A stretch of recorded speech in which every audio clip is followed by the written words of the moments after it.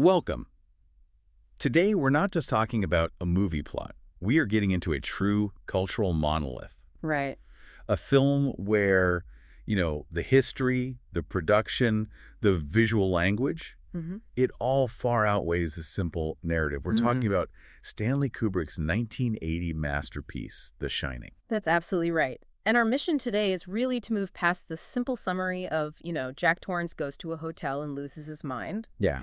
We're going to focus this entire conversation on the film's cultural effects, its really tense production history, and the incredibly complex social and psychological readings that people are still unpacking even now. And it's had such a strange journey. I mean, when it came out in 1980, the reviews were, well, they were shockingly hostile. Oh, absolutely. Some critics called it a crashing disappointment. Others just dismissed it as laborious filmmaking. It even got nominated at the very first Golden Raspberry Awards, the Razzies. For Worst Director and maybe most famously Worst Actress for Shelley Duvall. Which is just incredible when you contrast that with where the film stands today. It's now, it's universally seen as one of the greatest, most influential horror films of all time, and the ultimate validation really came in 2018. When it was selected for preservation in the U.S. National Film Registry. Exactly, and that means it was recognized for being culturally, historically, or aesthetically significant. That jump from a Razzie nomination to the Library of Congress, it's just astounding. It really shows the gap between how something is received at first and its lasting artistic impact. It really does. And to understand that leap, we have to go right back to the beginning. We need to unpack the film's contentious creation and Kubrick's artistic intent. Okay, so let's do that. Stanley Kubrick had just finished Barry Lyndon in 1975. And that film, while it was praised for its visuals, was a commercial failure in the U.S. So Kubrick needed a hit. He needed something that would be both a commercial success and, artistically fulfilling. And there's this fascinating anecdote about how he chose his next project. He settled on horror, and his staff would bring him just stacks and stacks of horror novels. The story goes that his secretary, who worked in the next room, could hear this loud thud every few minutes. That was him throwing the books against the wall. Exactly. After reading just a few pages, he'd toss it. That's how he culled the pile. Until he got to Stephen King's 1977 novel, The Shining. And apparently, there was no thud. He just kept reading, completely engrossed. And while, yes, the choice was partly commercial horror sells, Kubrick wasn't just interested in a simple ghost story. He saw the genre as a way to explore these deep psychological themes. Right, he said it allowed him to explore the archetypes of the unconscious and the evil side of human personality. And that focus, that desire to explore psychological breakdown rather than supernatural possession. That's the key. That's what immediately drove a wedge between his vision and Stephen King's novel. Absolutely. So he brings on the novelist Diane Johnson to co-write the screenplay. And she was teaching seminars on Gothic novels at the time. Right. And she confirmed that Kubrick just flat out rejected King's own script draft because it was too literal. He didn't really believe in ghosts. He wanted to explore madness. The sources say their collaboration was almost like an academic project. They weren't just plotting a movie. They were drawing on Gothic novels, on Sigmund Freud's essay on the uncanny. And Bruno Bettelheim's The Uses of Enchantment, and even a short story by Stephen Crane. Can we just pause on the uncanny for a moment, for anyone who isn't familiar? Sure. So when we talk about Freud and the uncanny, we mean that specific unsettling dread that comes from something familiar being made strange. Not something totally alien. Exactly. It's when a place that should be safe, like a home, suddenly becomes deeply threatening. And for Kubrick, the Overlook Hotel, this huge, beautiful space, became the perfect embodiment of that idea. That makes perfect sense. The hotel isn't a dark, spooky, haunted house. It's bright and grand, but it feels wrong. Yeah. And that's so much more terrifying. I mean, Diane Johnson was surprisingly blunt about how they viewed King's novel. She said it wasn't part of great literature. Right. She said that because of that, you have less scruples when destroying it. A bit harsh. A little, yes. But Kubrick was a bit more complimentary. He saw that King had a great plot structure, a solid foundation to build what he thought could be a great movie, even if he disagreed with King's entire vision of evil. So the moment Kubrick decided to change the novel, to make the evil internal and psychological, the film's unique and, contentious identity was set. Which brings us directly to the production itself, which is just legendary for its length, its intensity, and its innovation. The shoot lasted for over a year. From May 1978 to April 1979, almost entirely on these massive sets built in England at EMI Elstree Studios, and the tension started right away, especially with casting. Kubrick wanted Jack Nicholson for Jack Torrance. He was completely set on him. But Stephen King hated that idea.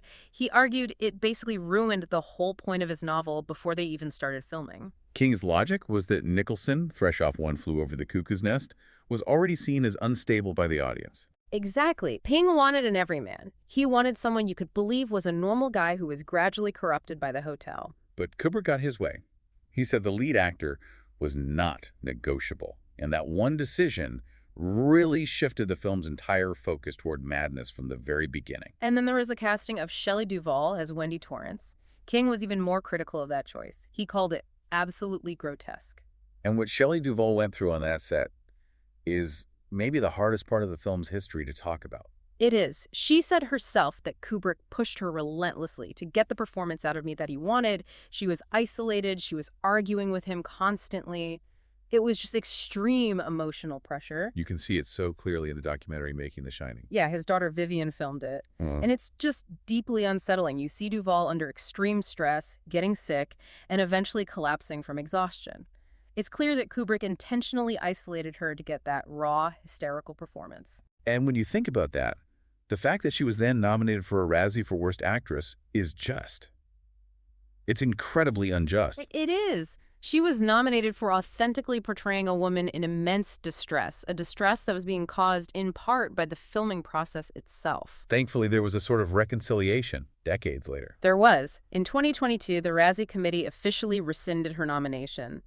They acknowledged that her performance was negatively impacted by Stanley Kubrick's treatment of her. It took 41 years, but it was an important acknowledgement. It was. It really underscores the real-world cost that sometimes comes with that kind of artistic vision. In complete contrast to that, Kubrick went to great lengths to protect the child actor, Danny Lloyd. Right. He was completely shielded from the horror elements. He was told he was making a drama about a family. He never saw any of the violent material. He didn't even know the Grady sisters were supposed to be scary until he saw the finished film. It was a remarkable effort. So beyond the human drama, let's talk about the physical scale of this production. The interiors were based on the Ahwahnee Hotel in Yosemite. And the exteriors were the Timberline Lodge in Oregon.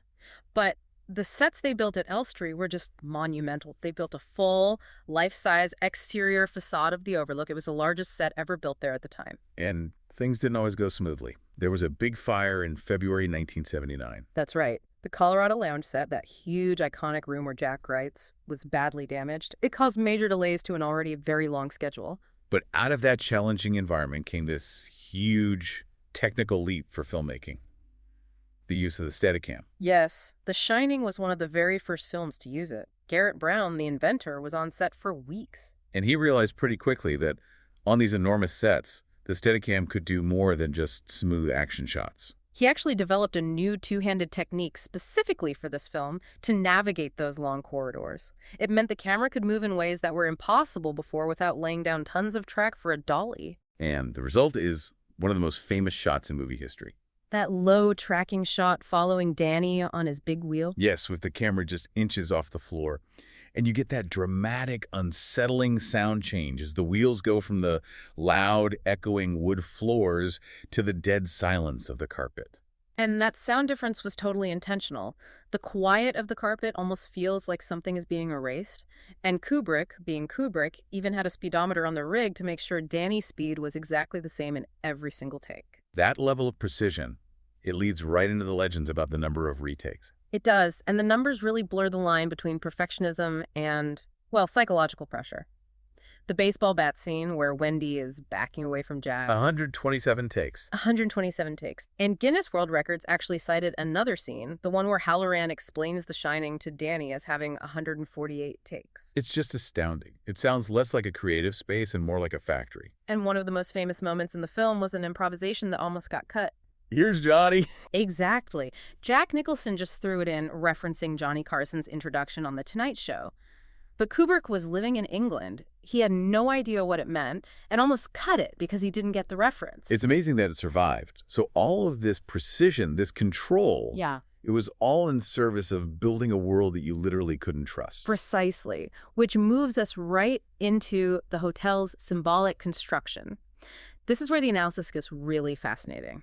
It all starts with the fact that there's no reliable narrator. The film critic Roger Ebert pointed this out. Right. We see everything through the eyes of Jack, or Wendy, or Danny, all of whom are unreliable in their own way, except, maybe, for Halloran.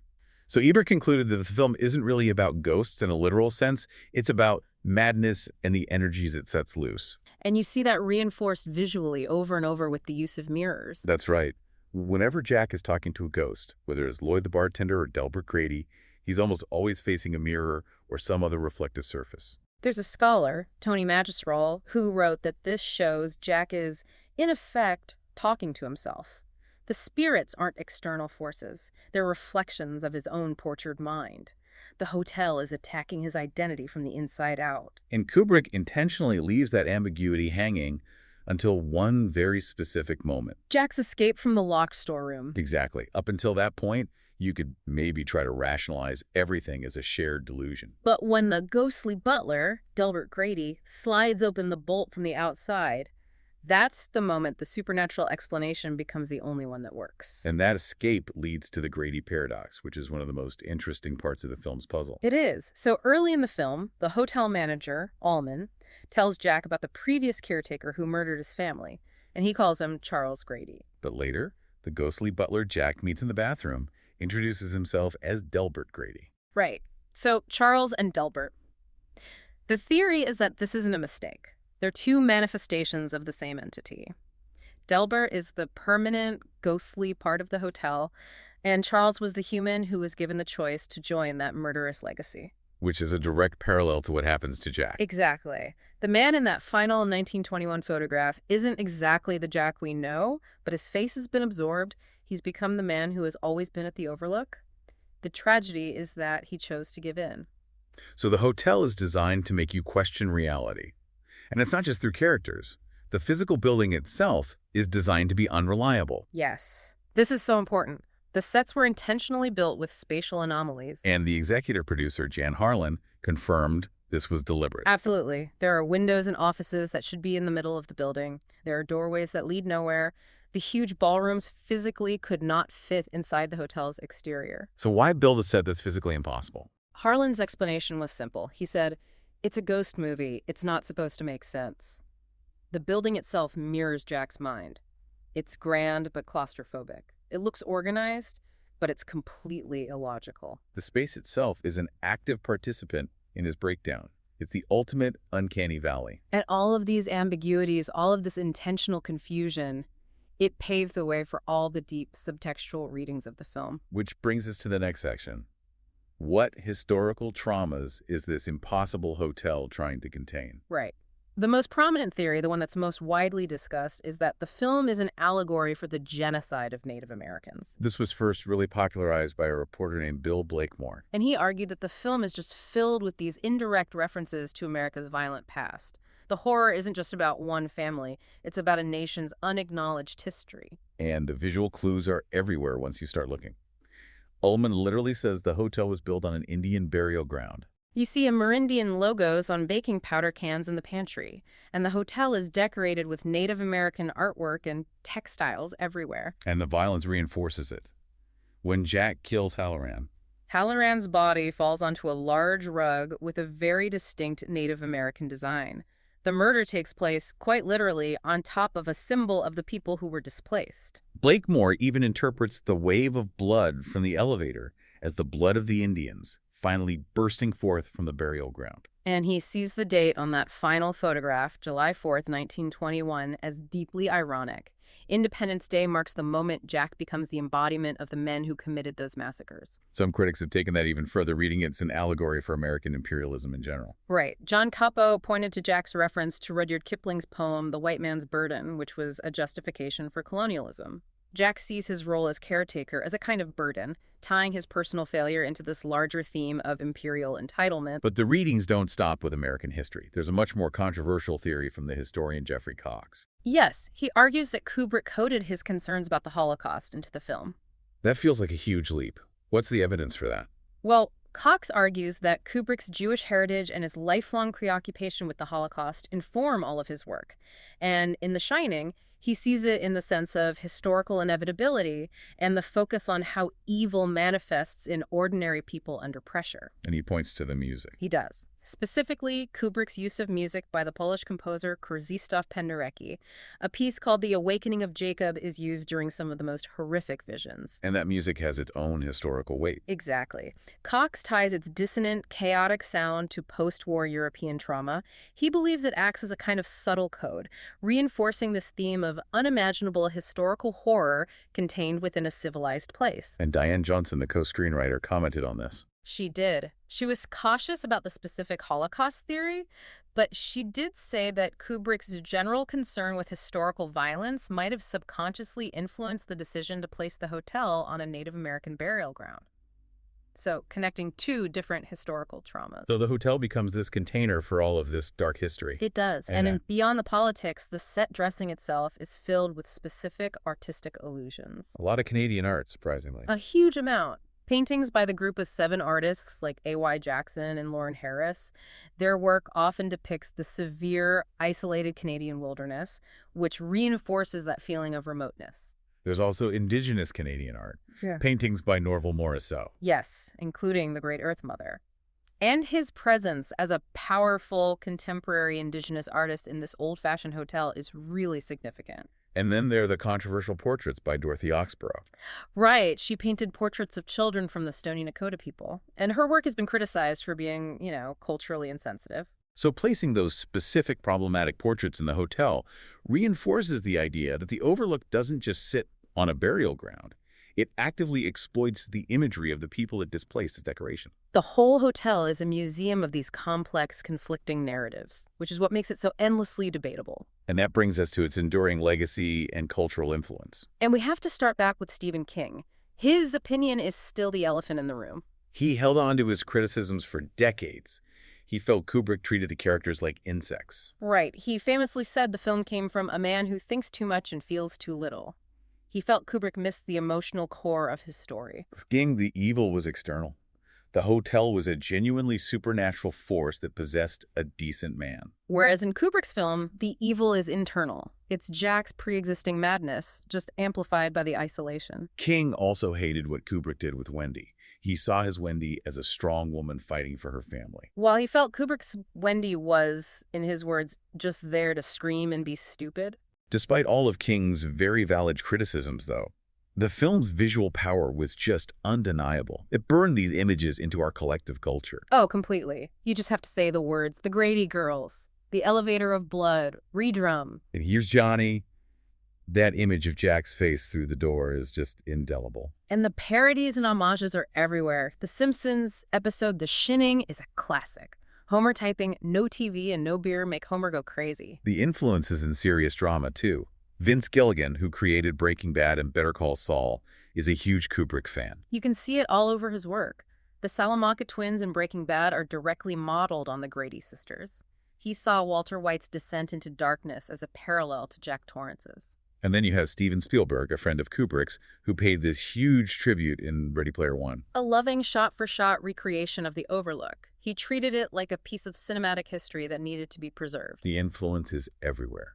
Music videos, songs. It's completely embedded in our culture. And that led to this really interesting challenge when it came time to continue the story. Dr. Sleep. The 2019 film based on King's sequel. Right. The director, Mike Flanagan, had this huge problem. He had to somehow reconcile King's book with Kubrick's iconic film. Because Kubrick's version of The Overlook is the one everyone knows. Exactly. Flanagan said it had burned itself into the collective imagination. He couldn't just ignore it. He had to use Kubrick's visuals because that's the version that lives inside our heads. And he managed to bridge that gap. He honored Kubrick's aesthetic while bringing King's themes of redemption back into the story. And it worked. King himself praised the script. He said it redeems everything he disliked about Kubrick's version. Which is the ultimate testament to the film's power. It deviated so far from the source, it was dismissed by critics, but it became the definitive version of that story. That's its legacy. It's a film so layered, socially, historically, visually, that it just generates constant debate. It proved a horror film could be a true work of art. Which leaves us with a final, provocative thought. That last shot of the film, the 1921 photograph with Jack in it. Right. We now know that Jack Nicholson's face was meticulously superimposed onto a real historical photograph, a photo from a dance in London that had nothing to do with anything. A fabrication hidden inside a work of fiction. So if the image itself is a fake, if Jack's face is just pasted onto an unrelated reality, what does that really say about identity in this place? It suggests that the Jack we see chooses to be absorbed by a completely manufactured past, a history he was told he was always a part of. It really makes you question the line between the cinematic creation and the fate of the person who gets lost inside it. It's the film swallowing its own character. A fascinating thought to consider. Thanks for listening.